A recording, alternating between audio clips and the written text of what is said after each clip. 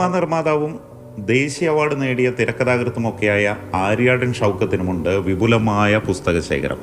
അദ്ദേഹത്തിൻ്റെ വീടിൻ്റെ മുകളിലത്തെ നിലയിൽ ക്രമീകരിച്ചിരിക്കുന്ന ലൈബ്രറിയാണിത്.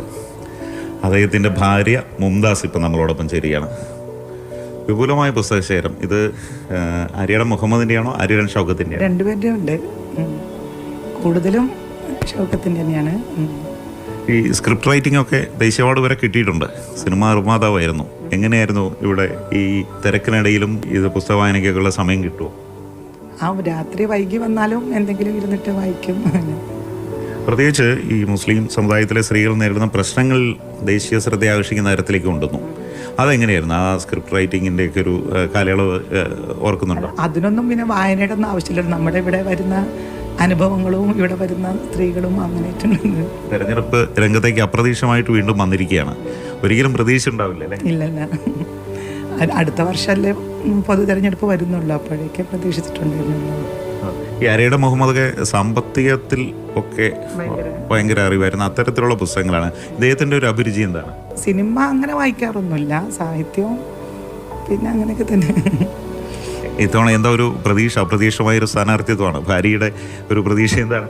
പ്രതീക്ഷയുണ്ട്. ഭരണം മാറ്റം എല്ലാവരും ആഗ്രഹിക്കുന്നത് കൊണ്ട് എന്തായാലും വിജയിക്കാൻ സാധ്യതയുണ്ട്. ഭാര്യ തികഞ്ഞ പ്രതീക്ഷയിലാണ്. എല്ലാ ഭാര്യമാരും അങ്ങനെയാണ്. എന്തായാലും അദ്ദേഹത്തിൻ്റെ പുസ്തക എല്ലാം ഉണ്ട്. നോക്കി, വിവിധ മേഖലയിൽപ്പെട്ട നോവലടക്കം എല്ലാം ഉണ്ടല്ലേ? കവിത, കഥ എല്ലാം ഉണ്ട്. ഏറ്റവും ഇഷ്ടമുള്ള പുസ്തകങ്ങൾ ഏതാ അദ്ദേഹത്തിൻ്റെ? ബഷീറിൻ്റെ വായിക്കും. അതൊക്കെ ഭയങ്കര, കുട്ടികളും അതുപോലെ തന്നെ നന്നായിട്ട് വായിക്കും. ഡോക്ടേഴ്സാണോ? മൂന്ന് പേരുണ്ട്. ട്വിൻസാണ് രണ്ടാമത്തത്. അവര് ഫൈനൽ ഇയർ മെഡിസിന് പഠിക്കുന്നു. അവരും വായനാശീലം ഉണ്ട്. അവരും ഉണ്ട്. എല്ലാ മേഖലയിലും പെട്ട പുസ്തകങ്ങൾ ഇവിടെയുണ്ട്. നേരത്തെ നമ്മൾ സ്വരാജിൻ്റെ കണ്ട പോലെ തന്നെ എന്തായാലും രണ്ട് വായനക്കാർ തമ്മിലുള്ള മത്സരം, അവരുടെ എല്ലാം ചിന്തകൾ രൂപപ്പെടുന്നതൊക്കെ കൂടുതൽ അറബി മേഖല, അറബി സാഹിത്യവുമായി ബന്ധപ്പെട്ട് ഉള്ള പുസ്തകങ്ങൾ കൂടുതലുണ്ട്.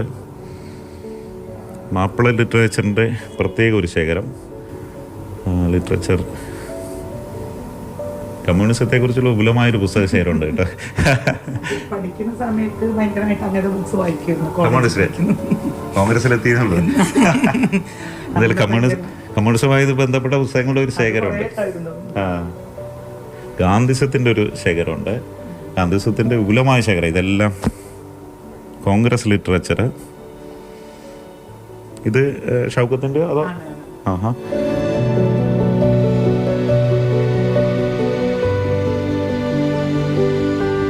പിന്നെ ബയോഗ്രാഫി ഒരു സെക്ഷൻ, ഹിസ്റ്ററി,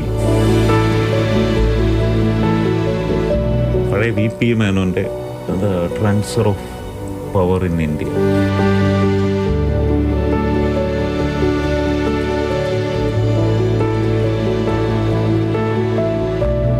എന്തായാലും സന്തോഷമുണ്ട്. കാരണം രണ്ട് വായനക്കാർ തമ്മിലുള്ള പോരാട്ടം, വിപുലമായ പുസ്തക ശേഖരങ്ങളുള്ള രണ്ടുപേരുടെ പോരാട്ടം നിലമ്പൂരിന് മറ്റൊരു പ്രത്യേകത കൂടിയാണ്.